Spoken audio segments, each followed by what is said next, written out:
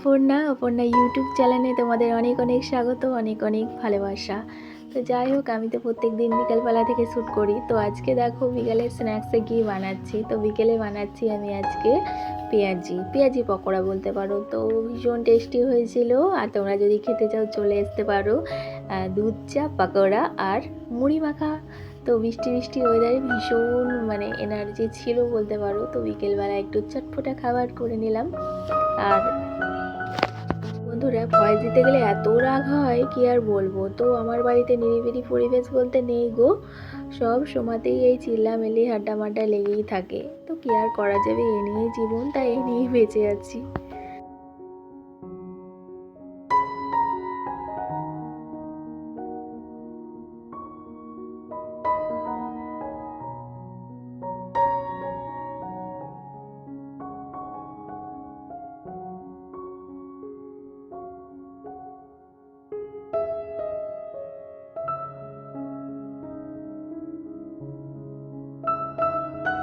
বন্ধুরা, আমরা সাধারণ গৃহবধূদের বলেও আছে কি এই কাজকর্ম। তো যাই হোক, এই কাজকর্ম দ্বারাই তোমাদের ইমপ্রেস করার চেষ্টা করছি।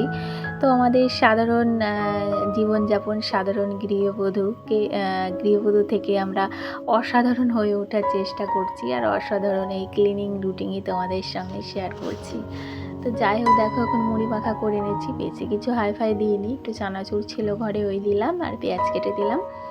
লঙ্কা আদা দিলে হতো, সেটা আর দিইনি, একদম সর্ষের তেল দিয়ে ডাইরেক্ট মেখে দিয়েছি। পকোড়া তো আছেই, আর সঙ্গে দুধ চা, সেটা স্পেশালি গরম গরম, আর অবশ্যই গরু দুধের করেছিলাম।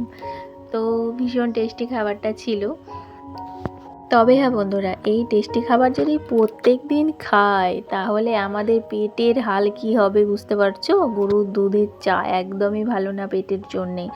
তোমরা কিন্তু কেউ আমার দেখা দেখি ট্রাই করো না, বিপদে পড়তে পারো।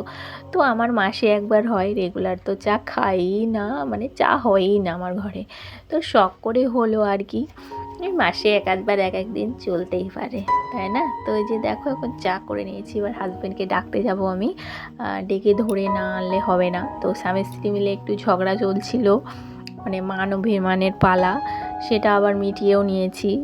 বুঝতেই পারছো, স্বামী স্ত্রীর ঝগড়া বেশিক্ষণ থাকে না। তো আজ আরই তো কাল ভাব, আর এইভাবেই চলছে স্বামী স্ত্রীর জীবন। তো সকাল থেকে প্রচণ্ড ঝগড়া ঝামেলা চলেছে। ও ঝগড়া ঝামেলাটা বলি কি নিয়ে, আর অ্যাকচুয়ালি আমাদের বাড়িঘর ভালো না, এত কাদা কি আর বলবো। আমার হাজব্যান্ড টাকা খরচা করছে, কিন্তু নিজের বউ বা বাচ্চাদের জন্য নয়। তার কি বলতো, জীবনযাপন মা বাবার ঊর্ধ্বে কিছুই নয়, অবশ্যই হওয়া উচিত নয়, কিন্তু যাকে আমি নিয়ে এসেছি তার দিকটাও তো ভাবা উচিত।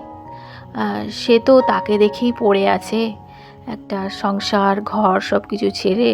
তো আমার মনে হয় তার প্রায়োরিটিটা একটু হলেও বেশি দেওয়া উচিত, যেটা আমার জীবন নেই বলতে পারো।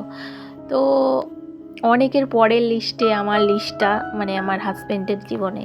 তো এই কথাগুলো যদিও বা বলা উচিত নয়, তবুও বলে ফেললাম।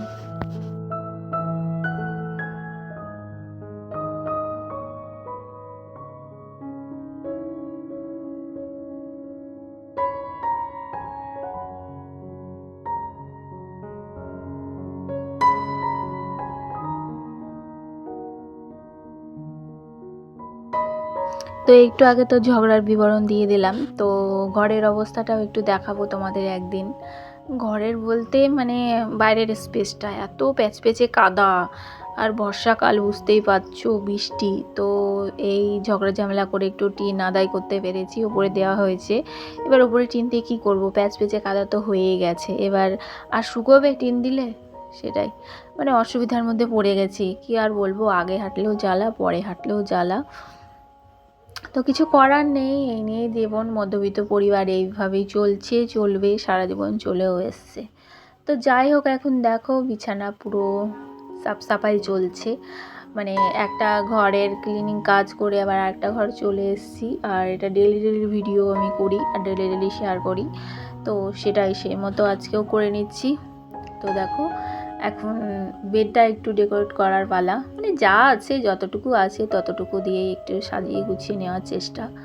তো আজকে আমার বেড ক্লিনিং দিয়েই বলতে পারো ভিডিওটা এন্ড করছি। তো আমার ভিডিওর যদি কোনো অংশ ভালো লেগে থাকে অবশ্যই একটা লাইক করে দিয়ে যেও। লাইক করলে ভিডিও করার প্রতি আগ্রহ অনুগ্রহ দুটোই বাড়ে। কষ্ট করে তো ভিডিও করি তোমাদের জন্য। হ্যাঁ, হয়তো নিজের প্রফেশন বেছে নিয়েছি নিজের জন্য, তবু তো অনেক কথা শেয়ার করে ফেললাম। আজকের মতো টাটা।